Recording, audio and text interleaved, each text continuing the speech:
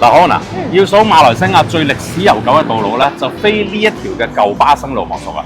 嗱，呢條於1905至08年所興建，有成8年歷史嘅道路，係 Klang Valley 第一條嘅主要道路，亦都曾經係大馬人通往吉隆坡同埋巴生嘅唯一道路添啊！嗱，對現代人嚟講咧，一聽到 Old Klang Road 呢3個字咧，就即刻打個突㗎啦。點解？呢度真係日日塞車，塞到有少少懷疑人生嘅。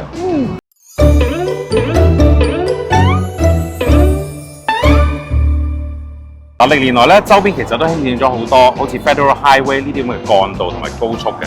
但係由於 Old Klang Road 嘅地理位置優越咧，佢嘅地位咧係依然無可取代嘅。所以咧，塞車呢個傳統啊，係絕對會保留落去嘅。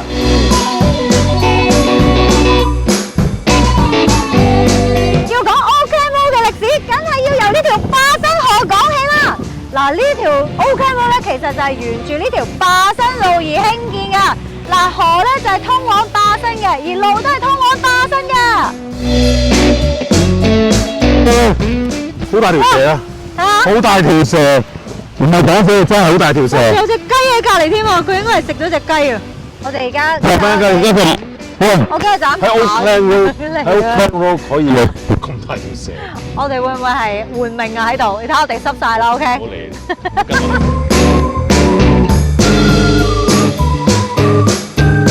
嗱，19世紀咧工業革命咧，歐洲對呢個橡膠同埋石礦嘅需求咧係非常之高嘅。當年嘅英國人咧就睇中咗馬來西亞呢一塊嘅肥豬肉啦。在小小的工地裏呀，挖呀挖呀挖，賺小小的 money 呀，給我西湖花。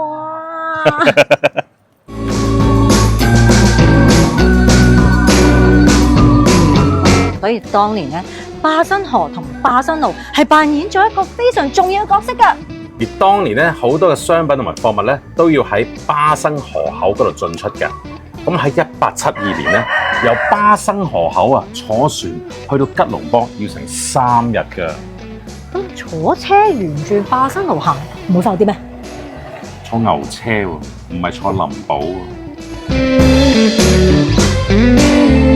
嗱，到咗1885年咧，英屬嘅雪州政府咧，為咗減低佢嘅運輸時間咧，佢決定起條鐵路咯喎。從此之後咧，坐火車去吉隆坡只需要半個鐘頭就到啦，大大減低咗咧佢嗰個運輸時間咧，同埋提高咗效率嘅。哇！咁啊，根據咧聯邦測量局咧喺1929年出版嘅吉隆坡地圖所記載啊，其實咧舊巴生路唔係叫呢個名噶噃。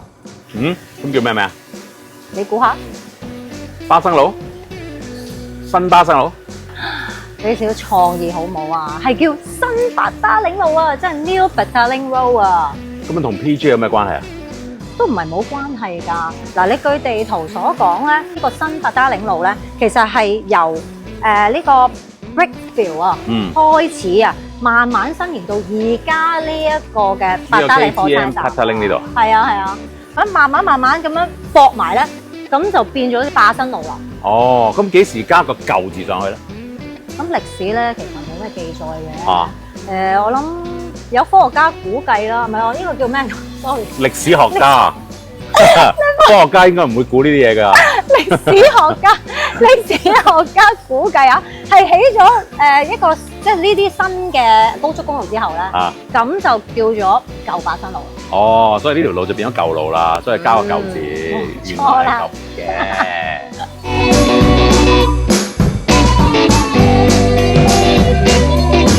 嗱，以前嘅舊巴生路咧，可以話咧落雨啊怕水浸，旱季咧怕火燒啊。明啊 ，Old Klang Road 靠近巴生河，有水災可以理解啊。咁但係點解係火災咧？嗱，因為點解咧？舊陣時巴生路咧兩旁咧都係木屋區嚟嘅。咁啲木屋咧電線舊咗，咪容易着火咯。咁啊消防又嚟得慢喎，啲木屋啊好快燒晒㗎。不過好彩咧，呢一區嘅人咧就有人情備，大家識大家嘅。好多時救火都係鄰居過嚟幫手救火，如果唔係啲木屋早就燒晒啦。嗱，而家咧就剩低幾條嘅木屋村，以前嘅大部分嘅居民咧都已經搬走噶啦，咁而家大多數咧都以廉價出租啦。呢啲啊？哦，呢啲唔係，呢啲要整下先。咁啊嗱，以前除咗咧木屋多之外啦，據聞咧呢度仲係幫派廝殺嘅熱點，龍蛇混雜啊！真係啊，賺到少少錢啊，都想快快搬走啊！係啊，據聞以前啊，如果冇人帶你去呢度啊，你一踏入呢個 Old Klang Road 啊，就以為自己咧好似入咗呢個紐約嘅哈林一樣啊！咁你仲唔快啲走？走先，等埋我啊喂！嗱，以前嘅舊巴生路咧，都可以話係一個工廠區嚟嘅喎，有好多咧啲老牌嘅廠啊、整車廠啊、warehouse 啊，其實咧都喺呢度附近嘅。係。咁咧有一個咧香港人好熟悉嘅醬油品牌，原來喺馬來西亞嘅舊巴生路咧都有歷史嘅喎。乜嘢啊？李叉記？唔係，就係淘大啦。淘大咧就係由淘化同埋大同兩間公司咧，當年咧喺中國廈門咧就開始合併去建立嘅。咁喺過去呢幾十年裏邊咧，其實有超過100年歷史啦。但喺過去呢幾十年裏邊咧，淘大咧係經歷咗無數次嘅併購嘅。咁而第一次最大型嘅併購咧，就係俾馬來西亞嘅 Sime Darby Group 買咗，而身後咧就係佢哋嘅廠房啦。嗱，以前淘大咧就係生產呢個罐頭同埋綠寶橙汁，相信你一定有飲啦。而家已經變成咧生產呢個 Delight 嘅果汁噶啦，咁但係咧仲留翻少少以前嘅味道噶。嗱，你睇下啲紙係由右邊到左邊噶。哎呀，俾車撞啦，快啲行開啦！你好雲，既然呢個舊巴生路咁難得咧，仲有咁多呢啲咁嘅木屋區啊、鐵皮屋咧，仲未拆咧，我哋梗係要去呢啲木屋、鐵皮屋區度揾嘢食。揾嘢食？係呢度喎。冇錯，你鏟泥車係有一架啫，邊度有啊？你數5秒咧就到㗎啦，你可以數啊。5、4、3、2，都唔使5秒啦。我見到炒薯粉啊！呢個好有 feel 啊！而家哇，呢度不如今日落完雨啊，落完雨仲濕滴滴。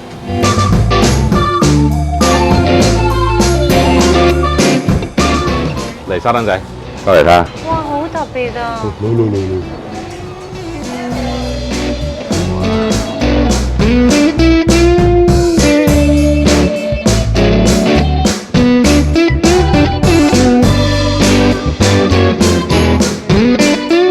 哇！犀利啊！裏邊真係木嚟㗎，睇下呢個木嚟㗎，睇下。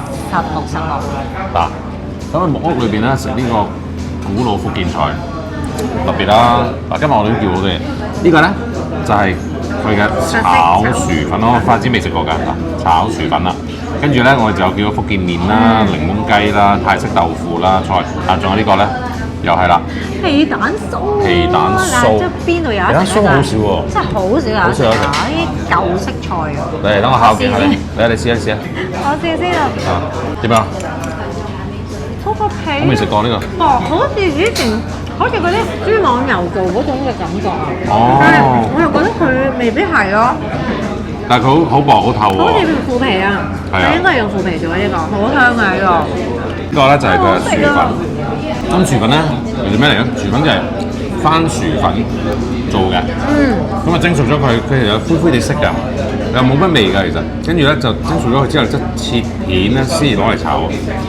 佢呢個就切到一塊塊嘅。係啦，咁佢點解會咁香咧？就係因為咧佢秘訣咩？佢攞蝦米。蝦米去炒。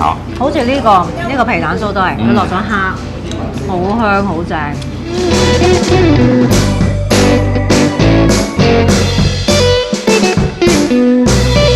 喺呢個地方特別好食㗎，因為咧個環境咧可以帶住你翻去幾十年前嘅 Old Klang Road 咁樣，哦，60年代。你感覺下以前啲人咧就係住喺呢一度咧，就係住喺啲木屋區啊，一行出嚟就係馬路嚟。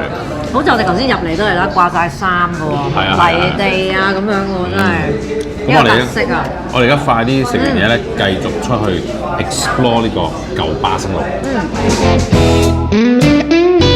嗱，喺我身後呢個咧就係崇文華小啦，咁就係由呢個教育家林金航先生所創辦嘅。咁大家都知道啦，其實 Old Klang Road咧真係龍蛇混雜㗎。我而家企緊呢條街啊，其實當時咧就有好多嗰啲獅會黨啊，即係所謂嘅黑社會啦，就混雜咗喺度。咁所以咧，以前呢間崇文華小咧就唔係一間乜嘢嘅名校嚟㗎。咁但係隨住呢個時代嘅發展啊，木屋區嘅拆卸之後咧，咁其實而家呢一度咧已經係變咗一間好出名嘅名校，你想入都入唔到啊！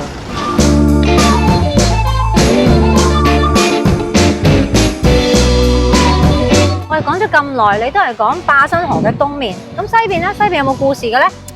點解講東面咧？因為舊巴生路咧一大截都係喺巴生河嘅東面啊嘛，咁我梗係講東面。係啊。不過咧，但係你咁講開咧，其實咧呢度有個故事喎。據聞咧，想當年咧513事件咧，呢一度呢一個巴生河嘅河邊呢度咧係收埋好多嘅武器嘅。哇！嗱，呢個嗰度仲有啲留翻喺度嚇。點解咧？因為嗰陣時咧，有少少咧呢度咧好似一條防線咁，對面係馬來人嘅村。哦，即係對立咁樣嚇。係啦，咁啊好多唐人，即係唐人嗰邊都有住嘅，不過大部分喺呢邊，而馬來人大部分喺嗰邊。哦，咁係咪真㗎？真係呢啲故事。咁啊武器喎，大佬。咁啊唔知係咪真啊？即係會唔會係一啲個別村民嘅或者人民嘅一啲經歷咧？如果你有冇經歷過啲類似嘅嘢，不妨大家喺度留言俾我哋。呢個講咗咁多年，話拆一路都未拆，終於喺今年都終於拆咗嘅，就係我身後呢一個嘅 Plaza OUG 嘅原址啊。係啦，而同一個發展商咧，已經喺舊年咧向政府申請咗興建15層高嘅商場，咁包括咗7層嘅停車場啦，同埋勁啊62層高嘅 service apartment 啊，62層好高，真係好高。哇！如果呢個城市嘅話，將應該係會係 Oakland Road 最高嘅 building 嚇。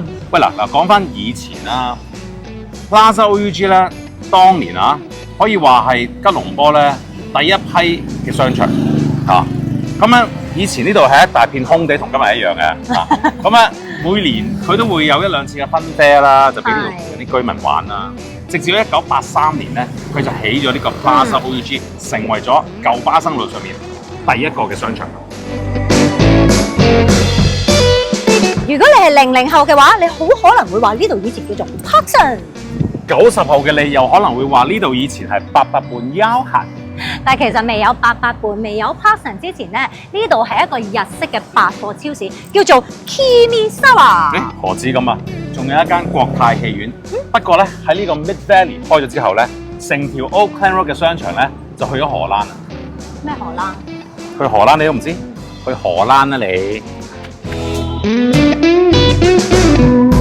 嗱，其實舊巴生路咧，除咗 Plaza OUG 之外咧，仲有好多大家好熟悉嘅地標咧，你同我啊都可能留低唔少腳步喺嗰度嘅。嗱，包括前身係 Q-Mart 同埋 EconSafe 嘅 Lucky Plaza， 仲有前身係南益板廠，而家變咗酒店同埋商場嘅 Pearl Point， 仲有好多男人放咗工都會開會嘅 Scott Garden。開咩會啊？生日會啊！